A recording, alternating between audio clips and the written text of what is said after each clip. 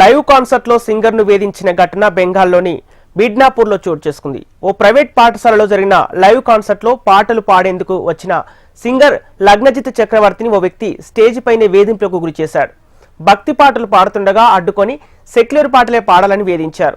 తాను పాడనని వారించగా ఆమెపై దాడికి యత్నించాడని బాధితురాలు తెలిపారు. పాటలు పాడటం ప్రారంభమైన కాసేపటి నుంచే భక్తి పాటలు పాడొద్దంటూ పదే పదే వారించారని, అనంతరం స్టేజ్ పైకి వచ్చిన మెహబూబ్ మాలిక్ అనే వ్యక్తి తీవ్రంగా దూషిస్తూ దాడి చేసే ప్రయత్నం చేశారని సింగర్ లగ్నజిత్ ఆరోపించారు.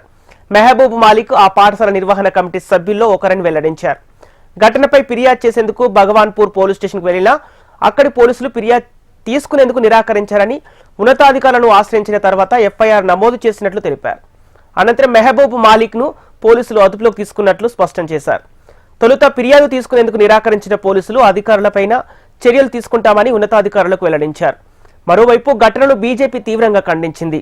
గాయనిపై దాడికి ప్రయత్నించిన మాలిక్ అధికార టీఎంసీ పార్టీకి చెందిన సభ్యుడని బీజేపీ నేత షాకుదేవ్ పాండా ఆరోపించారు.